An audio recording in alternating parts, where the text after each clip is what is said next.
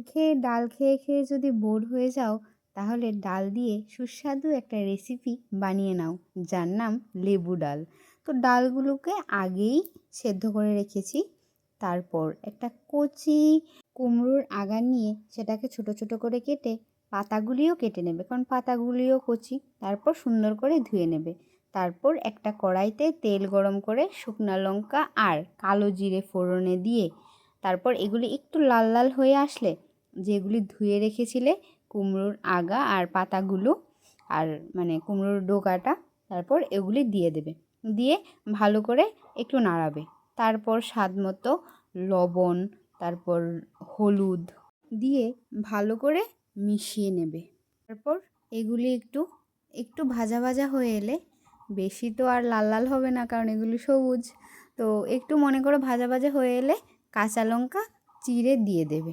কাঁচা লঙ্কা দিয়ে আর একটু ভাজা ভাজা করে তারপর যে ডালটা সেদ্ধ করে রেখেছিলে সেটা দিয়ে দেবে। দিয়ে ওর সাথে পরিমাণ মতো জল দেবে। তোমরা যদি একটু বেশি ঝোল খেতে চাও তাহলে বেশি দেবে, আর যদি তোমরা মনে করো যে একটু কম ঝোল খাবে তাহলে কম দেবে। আর সাথে একটু হলুদও দিয়ে দেবে, না হলে কালারটা ভালো আসবে না। তারপর দিয়ে নাড়াতে থাকবে। আমি একটু বেশি ঝোল দেব। তারপর ঝোলটা দিয়ে মাঝখানে একটু লেবু স্লাইস করে নেবে।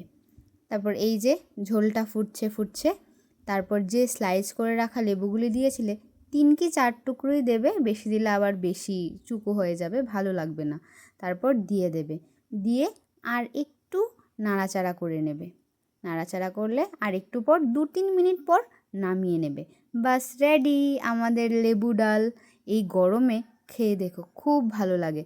অনেক তো তেঁতুল বড়ই সব দিয়ে খেলে, এবার লেবু দিয়ে একটু খেয়ে দেখো, এই গরমে জাস্ট জমে যায়, অসাধারণ খেতে হয়। আর তোমরা কারা কারা এইভাবে খাও আমাকে বলো। যা যা রান্না করলাম এই যে, প্রথমে এখানে হচ্ছে লেবুর ডাল, তারপর এখানে হচ্ছে কচুরলতি, এখানে হচ্ছে মাছের ডিম চাটনি, আর এখানে হচ্ছে মাছ ভাজা। আমি সব রান্না করেছি বিকজ মা বাড়িতে নেই। কেমন হলো এটা রিভিউ না হয় তোমরা নিজেরা বানিয়ে তারপর আমাকে দিও, তাহলে আমার অনেক ভালো লাগবে। আজ আসি, টাটা। অন্যদিন আরেকটা রেসিপি ভিডিও নিয়ে আসবো। ততক্ষণ তোমরা সবাই ভালো থেকো।